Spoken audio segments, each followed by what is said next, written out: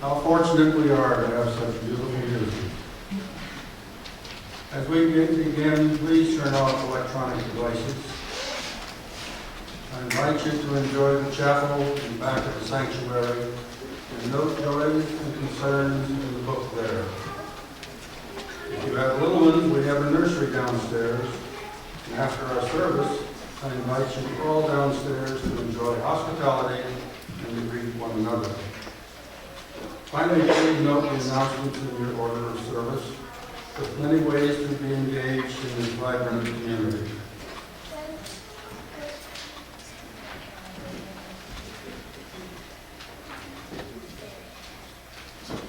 Good morning.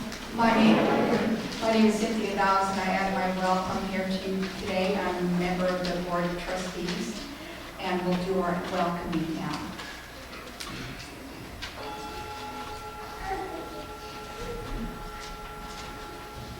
Come, come, whoever you are. You are welcome here, no matter your age, your size, the color of your eyes, your hair, your skin. You are welcome here. No matter whom you love, how you speak, or whatever your abilities, you are welcome here. You are welcome here whether you come with laughter in your heart or tears. You are welcome here. If you come here with an open mind, a loving heart, and willing hands, you are welcome here. Good morning. Good morning. It is good to be here. I have felt so many times this week that same feeling I expressed last week. We are at a delicious point in the circle of this year. Have you heard, as I have, the Canada geese flying overhead, honking, and our dog wondering what strange dog is flying overhead? Even though now we know they are simply flying from one park to another, they still carry this wonderful feeling of travel, of newness and autumn.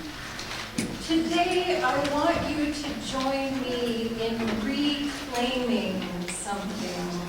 We are together going to reclaim a song that has been the source of laughter to many. But it's an important song and a good song. This song was first sung in Gullah language of the islands of South Carolina between Charleston and Beaufort. Gullah is a Creole language, and that language was also the language of many African Americans who were slaves. And in that language, "Come by here, my Lord," in Gullah is "Kumbaya, my Lord." American missionaries took that song all the way to Angola, so that people started to think it came from Angola. But it didn't. It came from those islands off the coast of our country. So I invite you now to stand and sing and listen to these words anew. Let us call to God. Please stand and we will sing number 401.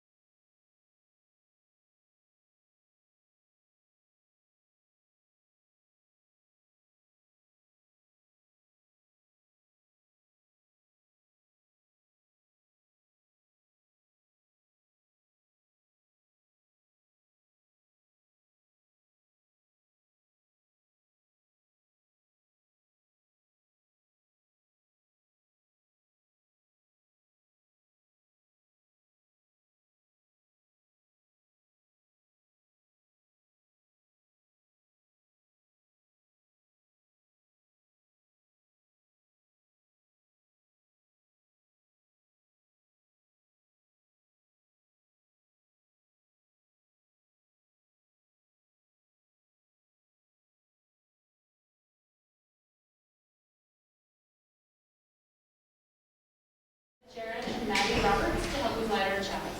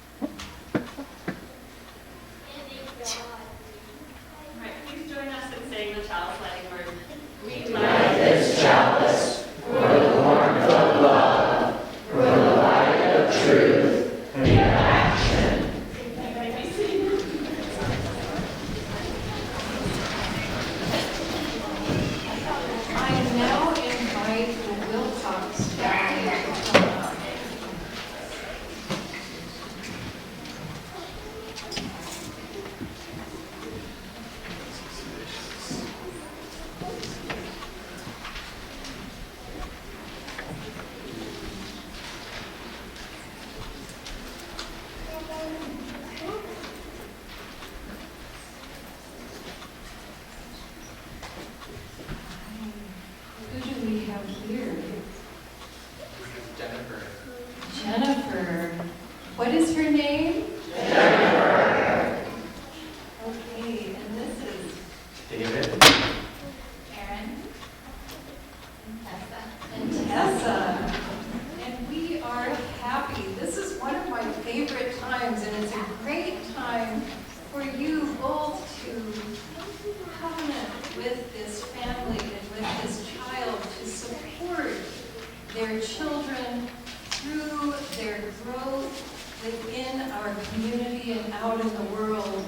And it is a chance to learn their names. For the gift of childhood, whose innocence and laughter keep the world young, we rejoice and give thanks. May this precious life which we have accepted into our community of ideals and friendship receive abundantly the blessings of health, love, knowledge, and wisdom. And in its turn, which I'm sure will happen, give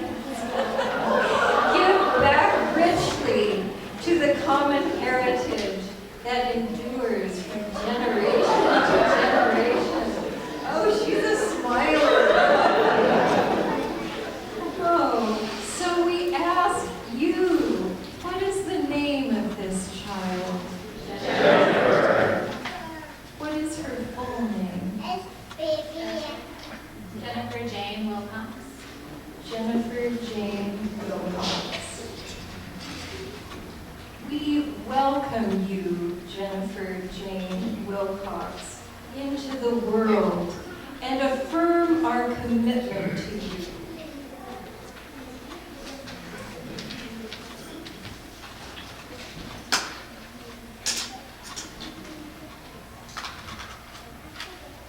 We affirm your word, and that through you may many generations be blessed. Yes. May your name generate love and respect in years to come. David and Aaron, in bringing Jenny to be celebrated and welcomed in this place, you acknowledge the need for loving care and your determination to guide her with understanding and commitment, which I have seen in both of you so deeply. Your affection and devotion will support her for many years to come. I think we have a relative out there who could be a helper. Yes, that would be. Okay, so David and Aaron, do you promise to the best of your ability? Oh, you ate well. Do you promise to the best of your ability, by your example, your love, and your wisdom, to lead this child in the way of goodness justice, and truth. If you agree to that, please say we do. We do. I now invite you both to share your blessing, your hopes for Jenny.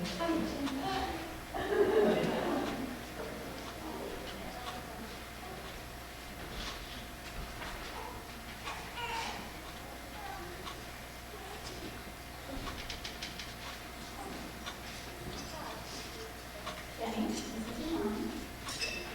Jenny, I'm not perfect. I'm going to make mistakes along the way of raising you. I love you so much, though. I hope that you'll be able to forgive me my shortcomings, but mostly, I hope that even through the mistakes, you'll always know how much I love you. Jenny, even though you're still very young, I feel I can already see in you such a joyful, happy disposition. I hope you can carry that joy with you throughout your life. I hope that you're able to find happiness and fulfillment in your pursuits throughout your life.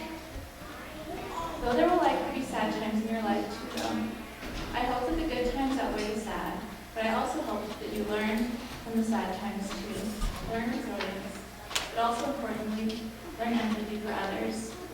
As you grow, I hope you'll have the courage to seek out your own beliefs, and I hope you find the strength of character to follow those beliefs wherever they may lead you. I hope that as you grow, you will be blessed with the wisdom to see large issues and the bravery to do your part in tackling them. But I also hope that you can see the little things too, quiet suffering of individuals. I hope you are blessed with the kindness to want to help. In short, I hope that you see what good is needed in this world and be a source of good. I feel inadequate to guide you in such lofty goals I have for you, but I have faith that like generations before you, you will be able to learn from your parents and build upon what we have taught you. You'll be able to grow and blossom beyond what I can hope for in myself. Jenny, I love you. I feel it a privilege to raise you. We are glad you have joined our family. Hard to follow that up. So Jennifer is a very sacred name for me. I have a sister 12 years older than me named Jennifer, and she died about 8 years ago in a car crash. And we named our daughter Jennifer so that I had very mixed feelings about it at first because Jennifer is such a sacred name to me. But eventually, Jennifer was so special to me. I wanted to always be able to remember the types of things that she did, and I wanted to be able to convey those memories onto other people and onto my family. So I felt like this was a very good way to do that. And in particular, some of the memories that I have that I wanted to convey are that, so Jennifer was like a second mother to me, how caring she was and how wonderful she was. And I want to bestow upon our Jenny that desire to always care for others.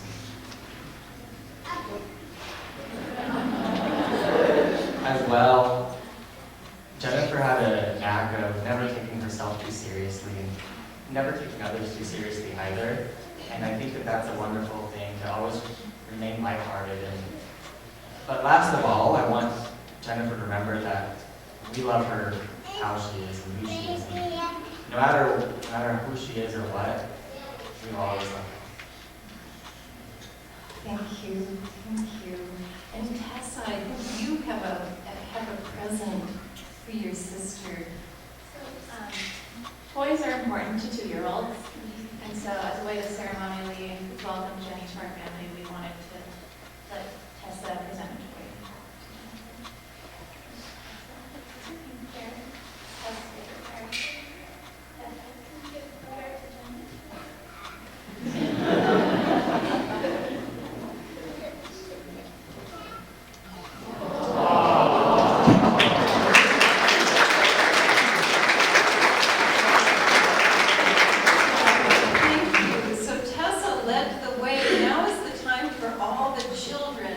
In our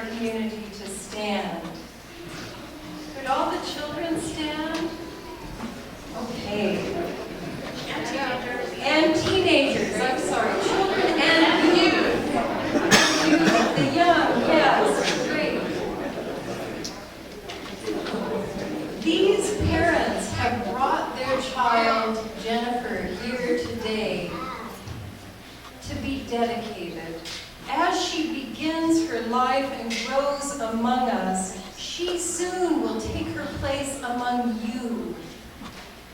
Will you welcome her and help her find her way? Yes. Will you do your best to help her understand that, like you, she is a precious child of inherent worth and dignity? Yes. Thank you. You may be seated. Wonderful. And now I would like the entire congregation to stand.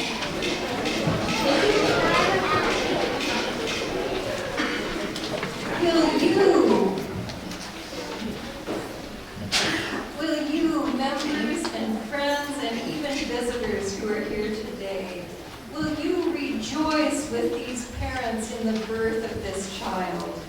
Yes. I love that. Will you take upon yourselves the sacred privilege and responsibility of nurturing her character and spirit, pledging to Jenny and to her parents the love and care of this community? Yes. Wonderful. Thank you. I invite you to be seated. Sacred source of life and source of these new lives in our midst, we are in wonder at the miracle of birth and of a child who cannot stop smiling. Yes. We ask that you grant to these parents and to all who surround these families the wisdom and courage and strength to lead this child in the journey of her life. May this congregation be for them a firm root, a circle of love, and a source of vision. Amen. Thank you. Thank you.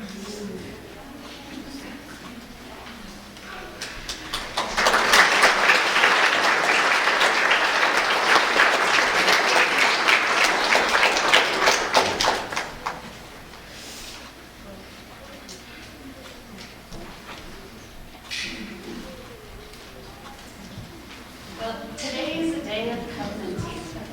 It is our, it's a day of covenanting. It's our first Sunday for our new church year for RE classes downstairs, also known as Sunday school. This is the fourth time that I have stood before you for an RE covenanting ceremony. And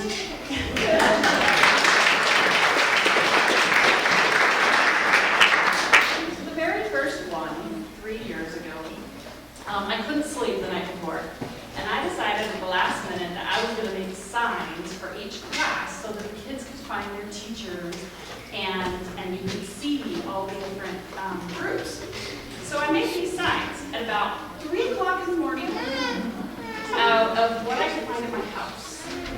So I printed with my little inkjet printer at home, the leaves, and I cut up some black cardboard that I stole from my kid's bedroom, and I found some duct tape. Okay? This is the fourth time we're using them. This is a lesson to me about our 4th year together. That lesson to me is, you know what? You ran around like a crazy person at 3 o'clock in the morning a few years ago, threw things together. It's time to slow down. Take a look at those things. I don't know if you can tell, but this has been retaped like 5 times. Okay? I would like for us this year to agree to re-examine everything that I do in RE so that we can make it sustainable and strong and not just freaking duct tape together. Okay? So that is my promise to you. The other piece is that for the last 3 years, I've had a lot of dedicated volunteers who have taught every year. Guess what? 3 years of teaching Sunday school in a row is probably too many, right? So if you haven't been teaching Sunday school in the last 3 years, this is my plea to you to consider joining our teaching teams. You don't have to teach every Sunday, and God's not going to call you to be a Sunday school teacher, which makes my job a lot harder. So, consider it for me, please, and talk to me, because all of our teams, we try to put together 4 people teams so that everybody gets 2 Sundays off at least a month. So none of our teams have a full 4 teachers yet. Oh wait, no, Robin is correcting me. She's like, yes I do. Preschool does. So you don't get to teach with Robin. So just high And school. the high school classes is stock too. Thank you, Christy. Okay, so let's get down to our primitive. Because God doesn't call you to be a Sunday school teacher, because God doesn't call me to be an RE director, well, maybe. We can debate that. We come in another. This is how we operate. We make this promise every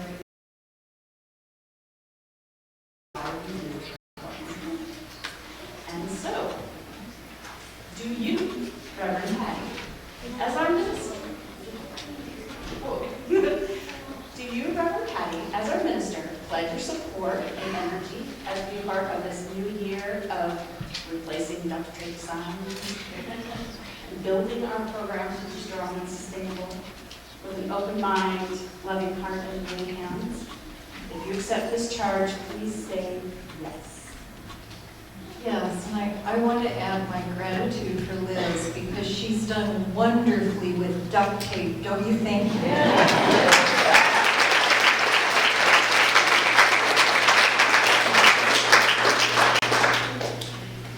Okay, do you, Liz, as our Director of Religious Education and Exploration, accept the responsibility of planning and supporting opportunities for religious education, growth, and learning for our church community, and commit to careful listening to our teachers, our children, and our entire community with an open mind, loving heart, and willing hands? If you accept this challenge, please say, I do. I do.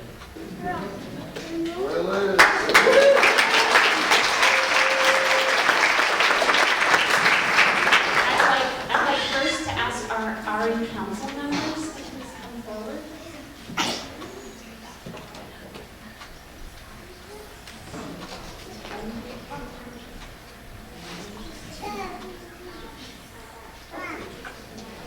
So do you, the RE council, accept the responsibility of planning our programs and helping our DRE facilitate the growth of our learning community, helping to make it strong and sustainable, and commit to listening carefully to our teachers, our children, and our entire community with open minds, loving hearts, and willing hands?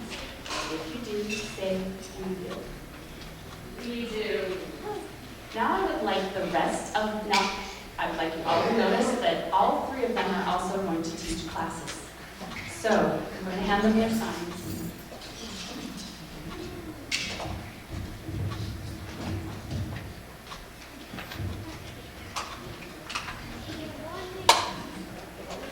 Would the rest of my Sunday school teachers please come forward?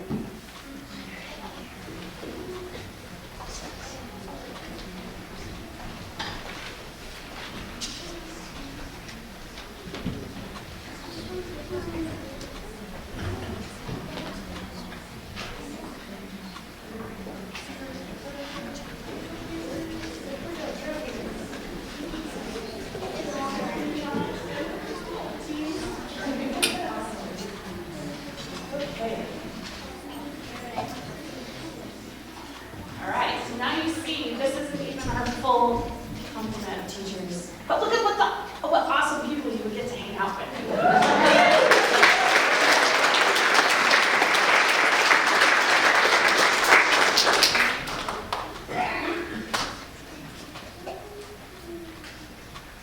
Do you, the Sunday Regal facilitators, do you accept the responsibilities of being in the classrooms with our children and promise to bring your enthusiasm, talents, and energies to helping them grow into the individuals that they will become with open minds, loving hearts, and willing hands, all while having fun?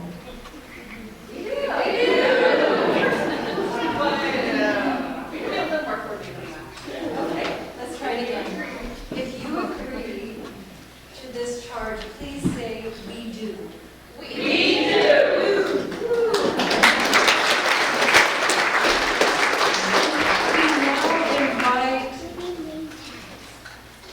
high school. The high school group. Will the high school girl please come and join their teachers up here? 9th grade. 9th, 10th, 11th, 12th. Everyone up. Okay.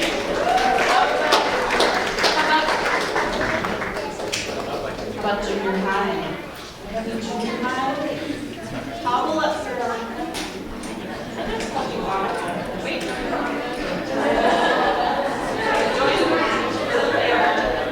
Hey guys, turn around and face the congregation. Okay, how about seekers? 4th, 5th graders? Any 4th, 5th graders? Come on up. There's the seekers teachers right here. Okay, how about trailblazers? 2nd and 3rd graders? Oh, there we go. Trailblazers, you're way up there. All right, do I have any pathfinders? Kindergarten and 1st graders. Kindergarten and 1st graders right here in front. All right, and then if I have any preschool members, Robin is making for you. And because I'm Liz, I'm going to take a photo of this, so don't mind me.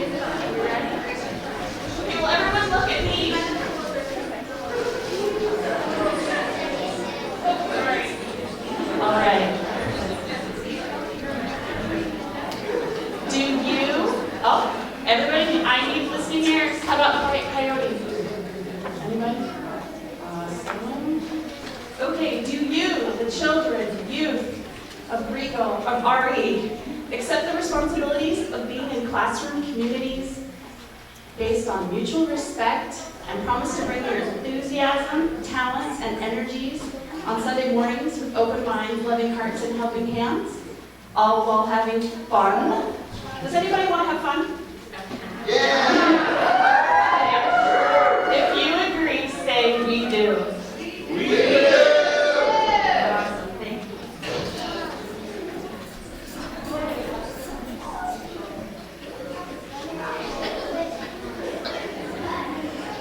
Could I have all the friends and members of South Valley please stand? This is a lot of movement today. Okay. Do you members and friends of South Valley as a congregation accept the responsibility of being a part of this learning community as teachers, mentors, participants, and supporters? With open minds, loving hearts, and willing hands. And of course, all while having fun. If you accept this challenge, please say we do. We do. Ooh. All right, let's get downstairs and have some fun.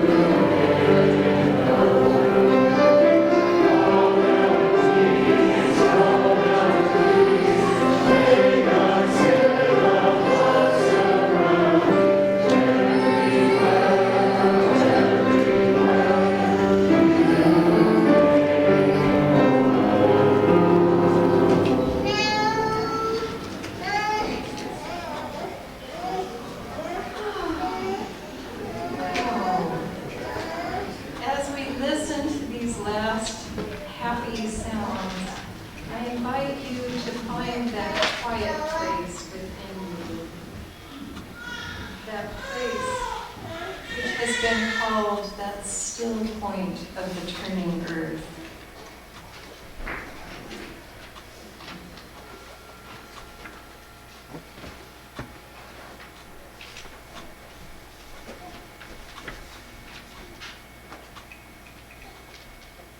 As you find that center, I invite you to consider the earth beneath your feet and the sky above us, that clear autumn sky that is full of the sound of crickets at night, all the way up to the stars.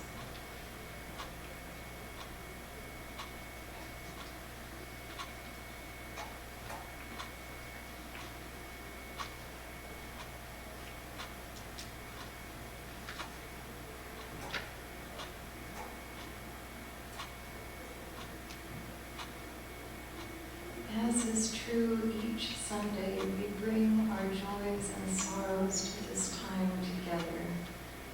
For the next few weeks during this time, I will read to you some of the things you wrote about your hopes for peace last week.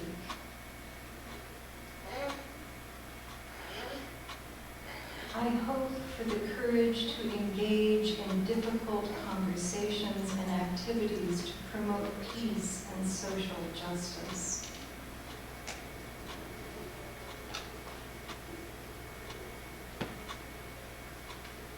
My hope is for my family to experience abundance in all forms. Personally, that I will become healthy and prosperous.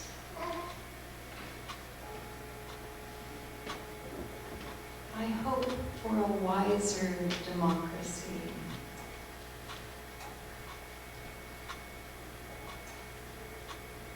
I hope for the end of domestic violence.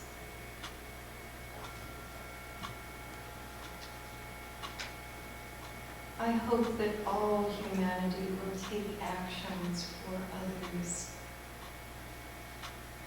And to those hopes, I invite you now in silence, or if you feel it, to raise your voice and add your hope to this meditation.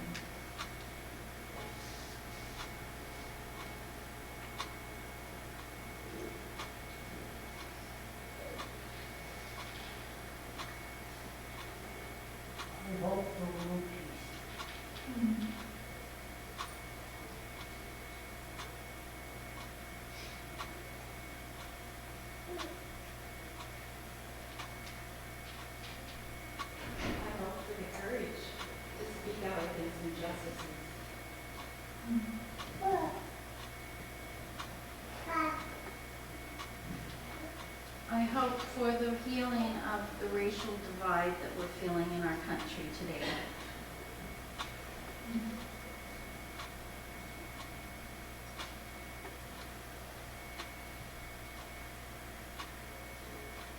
I hope for the wisdom to guide my children in a heavenly way.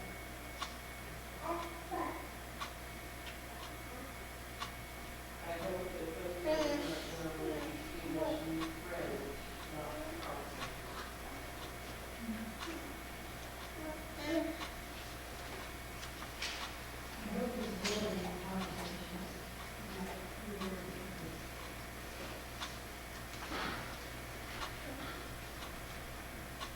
I hope for the healing of those injured over the weekend.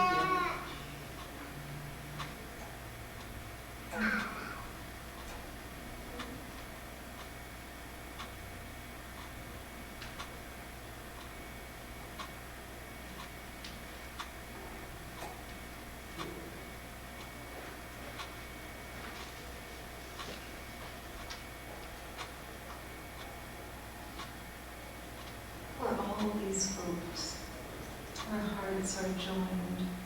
Amen, and may it be so.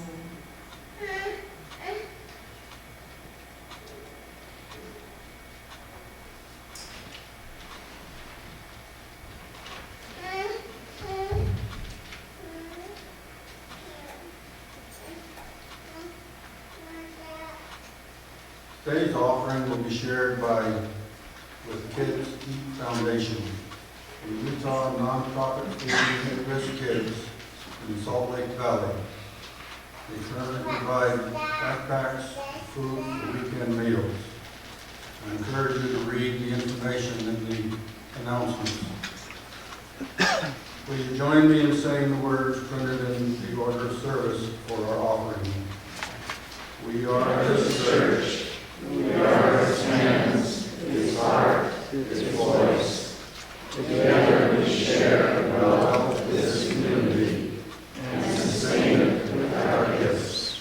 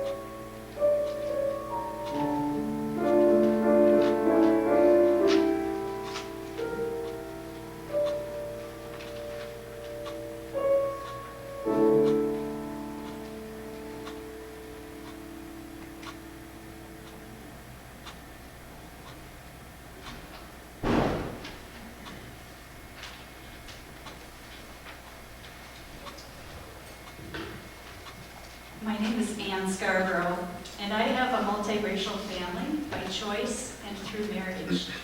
Later in the service today, you will get to meet my granddaughter Talia, who is the beautiful outcome of those choices. My father was the 9th child of German Lutheran immigrants who came to America in the 1880s. They lived on a farm in south central Minnesota where other immigrants from Scotland, Norway, Sweden, and Germany had settled. My father was born in 1906. He shared with me a story from his life that bears sharing because it's an example of how his community survived an experience of scapegoating. In the 1920s, it may surprise you to learn that the KKK, the Ku Klux Klan, was actively actively campaigning to have Catholics deported from our country. It happened in the Midwest. It happened in my hometown of Blue Earth, the county seat. The Klan sought to uphold its definition of American values through political actions against Jews, Catholics, immigrants, and people of color.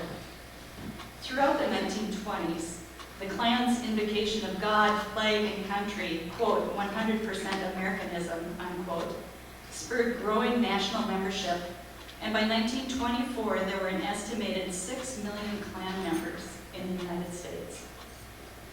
My hometown was about evenly divided between Protestants and Catholics. The Catholics had contributed a great deal to the community. They even built a parochial school there. As my father relates this story, the KKK came to Blue Earth to rally more members to join their ranks. They held a parade, riding their horses down the main street. And as the white-robed, conical-hooded Klansmen were riding their horses down Main Street, my father and his friends recognized the shoes of one of their neighbors. They shouted out, "Pete! Pete Ogilvy, what do you think you're doing? You don't belong with the Klan! Get down off that horse, get out of there!" And I just think that is such a rich story, such a great model for us to follow. This rural community banded together to drive out the Klan. They wanted no part of their hatred and divisiveness. They held one of their own accountable for his foolishness and supported him in getting out of that terrible secret society. Community accountability is a powerful antidote to bigotry.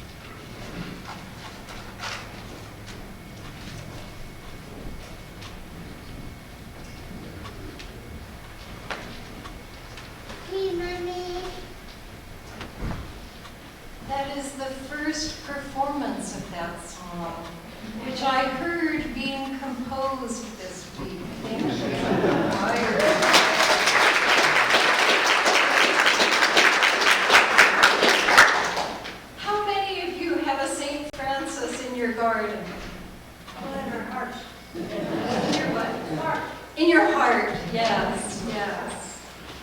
In this country, St. Francis is mostly remembered in gardens.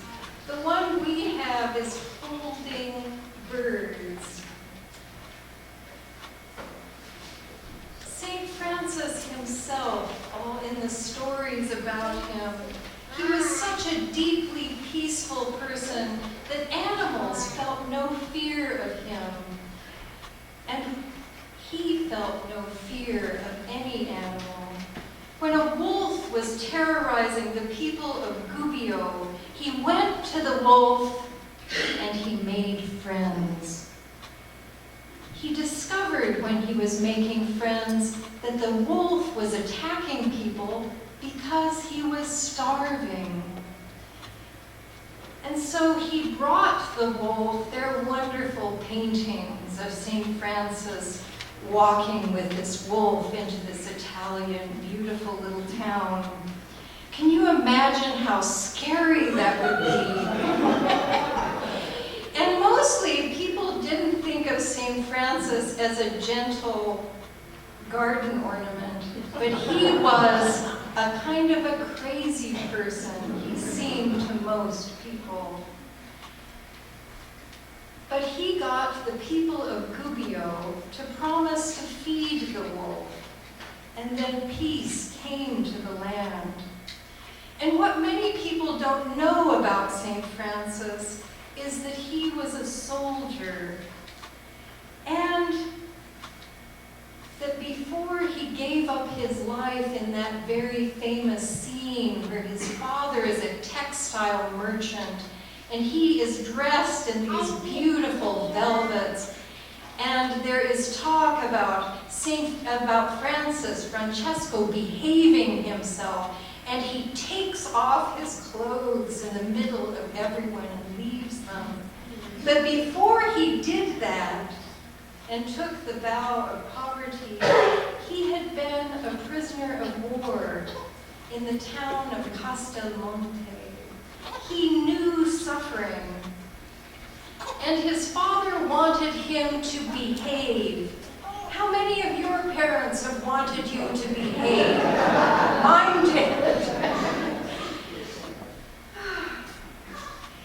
Francesco was an embarrassment to his father. And the most embarrassing thing he did was to choose poverty and to walk around in rags and bare feet and beg in the streets of Assisi. And during that time, suffering was visible. It wasn't hidden from view as it mostly is now. But often we find it anyway.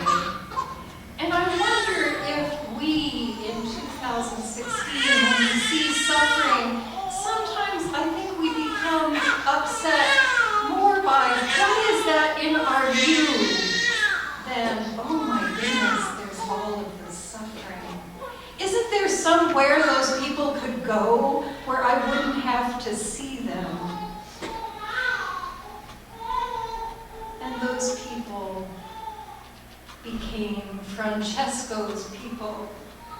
And it really bothered his father that he would go around begging. During that time, one kind of suffering we don't see now. We see many people with mental illness, but at that time you would hear a bell. And when the bell would ring, these little bells, you would know someone is coming who is suffering from leprosy.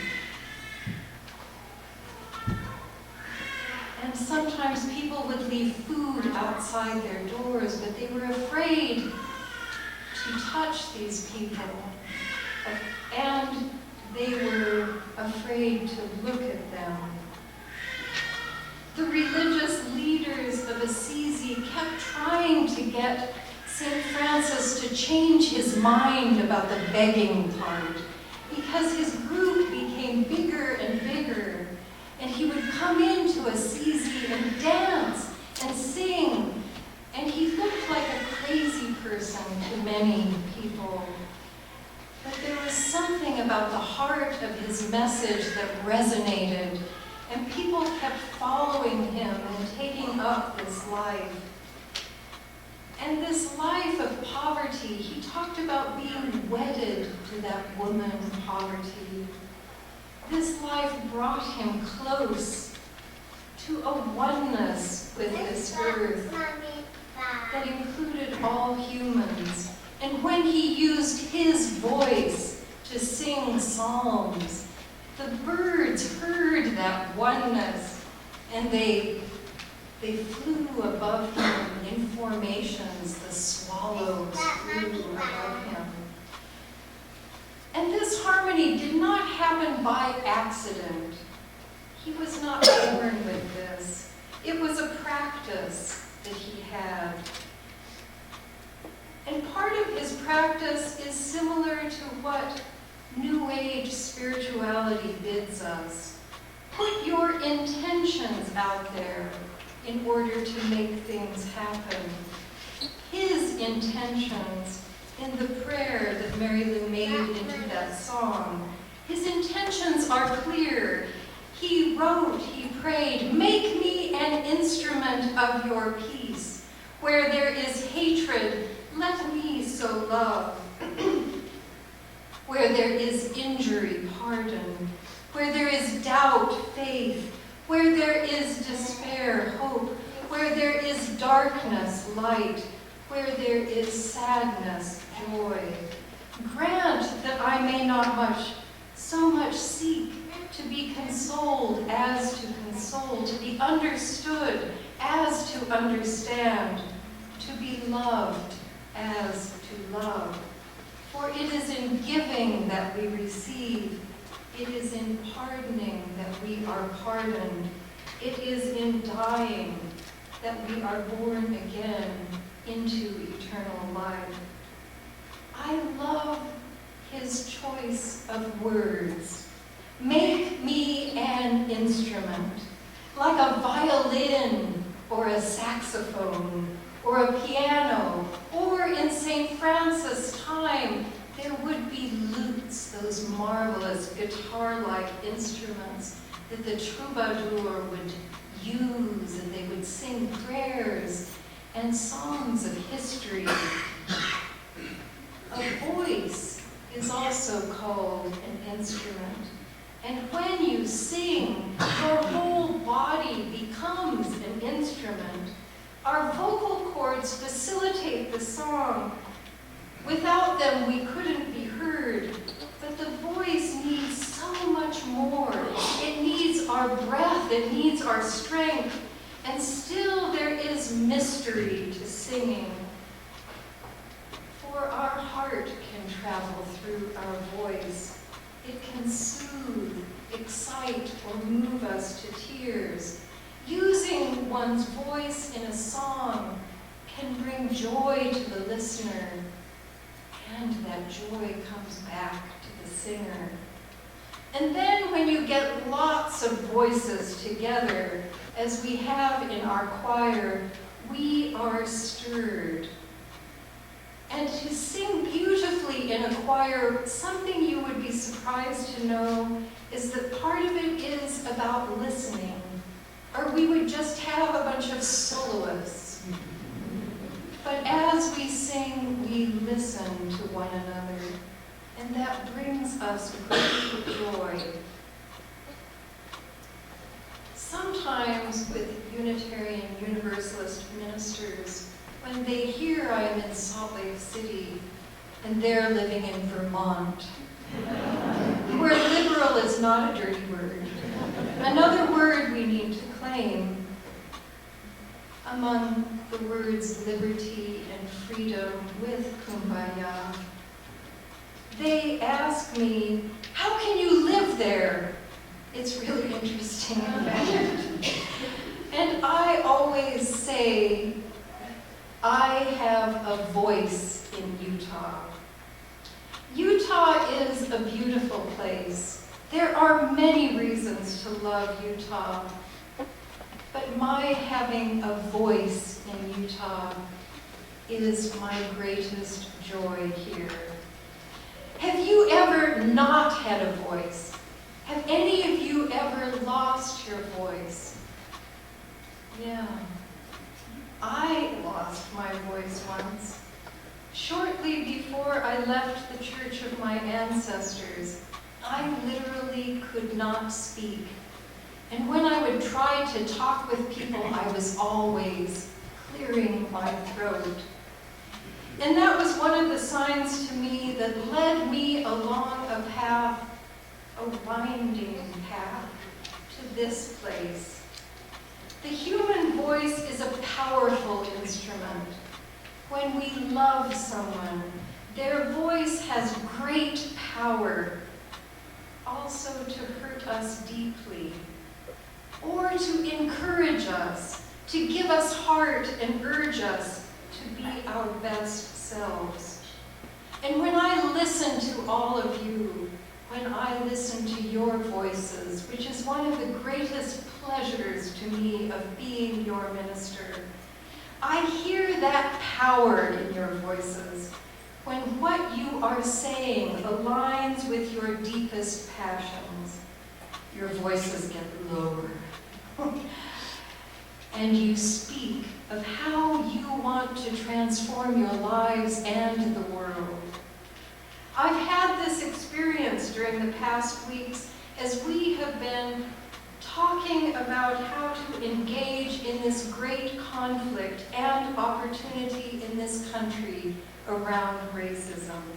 And one day, talking with Ann Scarborough and her granddaughter Talia, I heard their passion for engaging with making this world and also with facilitating change in this community around racism and making this a just place for people of color. And that's when I heard the story of the KKK and Pete Ogilvy. It was a wonderful moment. And now I want you to hear Talia's voice.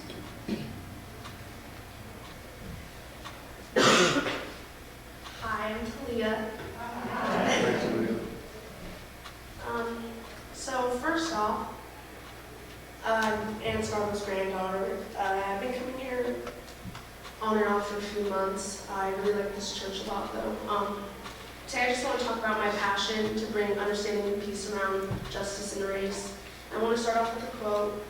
Nelson Mandela once said, "No one is born hating another person because of the color of their skin, or their background, or their religion. People learn to hate, and if they can learn to hate, they can be taught to love. But love comes more naturally to the human heart than its opposite." End quote. I believe in this idea 100%. My main point I want to get across is for us as individuals to fight racism not with racism or violence, but with love and understanding. I believe there are 5 simple ways we can do this. First, listen when people of color talk about everyday racism. Listen to their stories. Hear their voice. All they want to do is be heard. Face it. Isn't that what we all want? To be heard? I do. Second, take into consideration feelings of people of color in the discussion. Don't become defensive and turn your back on them, or think of a way you can rebuttal what they are saying. Validate their feelings. Let them know it is okay to feel upset and frustrated about the present problem that faces them today. Third, ask a lot of questions. Try to understand them instead of having your point understood. Educate yourself. Put aside the color and learn about them as people. Fourth, provoke other people in your life to think more critically about racism. Your family, your friends, your kids, the people you work with. We have a voice. Let's use it. Fifth, openly call out and reject racism that is right in front of you. This could mean many things. Example, when a worker at a store follows around a person of color while they're shopping but doesn't follow you. Lastly, get involved. Join and pledge to stand with the movement of Black Lives. Peacefully protest, support Black Lives Matter, start a support group.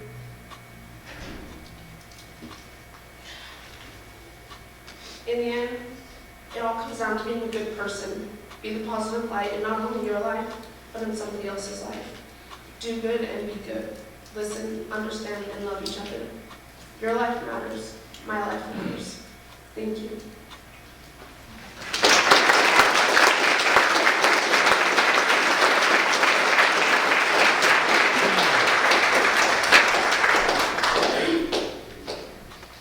Now you see what a lucky woman I am. These are the things I hear in my office.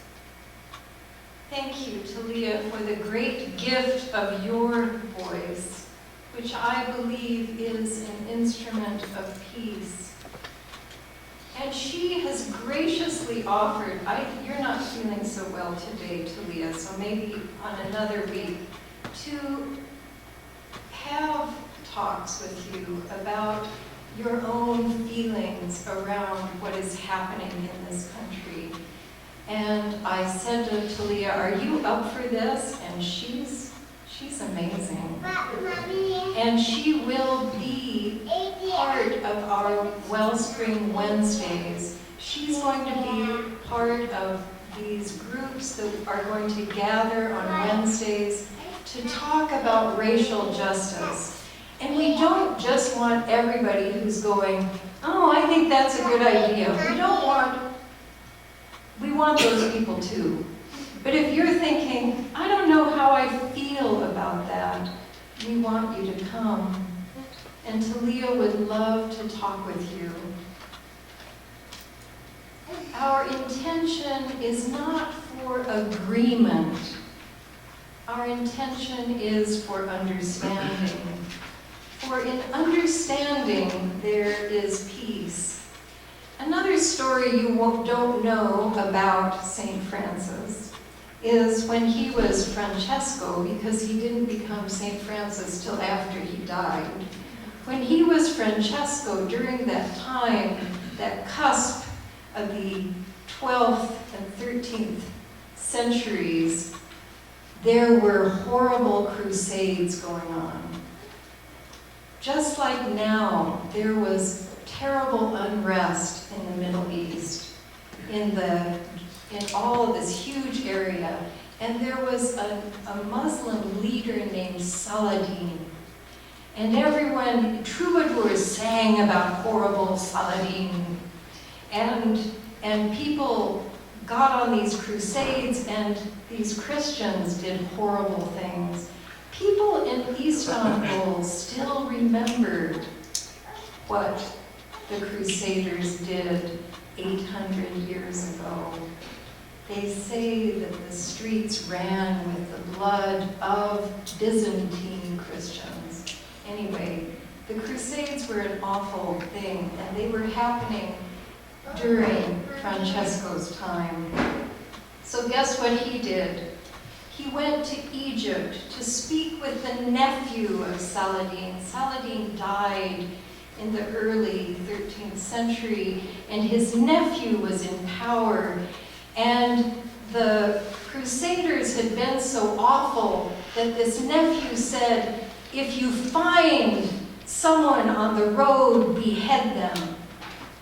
And that is what St. Francis and this wonderful man named Illuminatus, who was his partner, went, and they kept going, and these soldiers found them, and they beat them. They decided they seemed too gentle to behead, so they didn't do that, and they took him to the Sultan's palace. And Francesco was bent on converting the Sultan to Christianity. He shared with him the good news, and then he listened to the Sultan and learned about Islam. And instead of having this be a part of the martyr's story of how St. Francis was killed, it became a story of friendship. In this encounter, when Francesco was trying to turn the Sultan into a Christian, and then he listened to him, they became friends. And the Sultan showered him with gifts, but Francesco would only take one back with him, and that was a horn that the muezzin called people to prayer with. And he took that horn back to Italy, and he began to call his people to prayer using that horn. Often, we want the people around us to change their beliefs, as St. Francis did with the Sultan. Yet, avoiding speaking of what is in our hearts is not the answer. I knew that I would never change how my parents believed or how my brothers believed. And those hard conversations when we expressed our deepest beliefs with respect brought us closer. And on the day of my ordination, my father gave me the disc you will see on the altar. And on that disc is the prayer of St. Francis. For my father, who did not agree with my life or how I believed, he had come to believe that I wanted to be an instrument of peace, and he could support that. And sometimes when I would go home, my voice was full of anger over the death of Matthew Shepard, LDS church policy. And I'm not sorry for those times, because after that anger often came understanding, and it was important for my parents to see what was in my heart.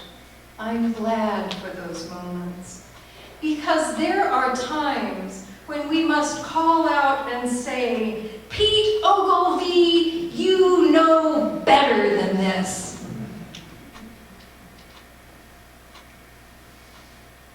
In our own personal searches and in this sanctuary, in our work around racial justice and Black Lives Matter, it is my hope and prayer that through these difficult, thorny discussions, that we deepen our one another, that we learn respect that is true respect.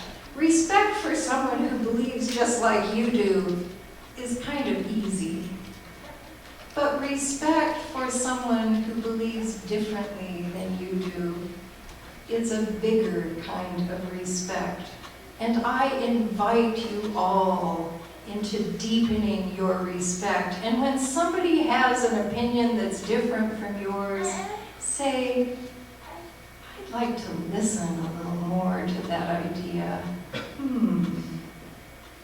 And listen, as Talia was telling us to do in her words. May we, as a community, this is my prayer, that we become formidable instruments of peace with each other and out in the greater community. Amen, and may it be so. I invite you now to sing about that thing that powered St. Francis. Love will guide us. Hymn number 131.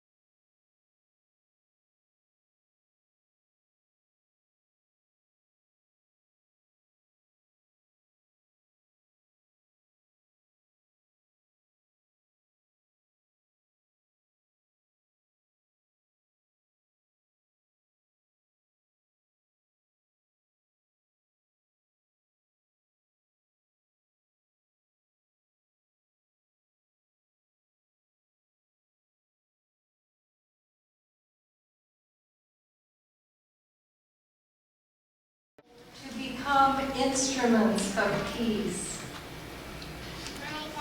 Make me an instrument of peace. Where there is hatred, let me sow love. That is hard. Where there is injury, pardon. Where there is doubt, faith. Where there is despair, hope. Where there is darkness, light. Where there is sadness, joy. May we all engage in that messy work of community. Amen, and may it be so. And we are going to sing together. Give us these. Sing it all together once. Group, please stand. Will table. And then we'll sing it in parts 3 times. This is group 1. You get to start the second time. Be nice and quiet the second time. Until I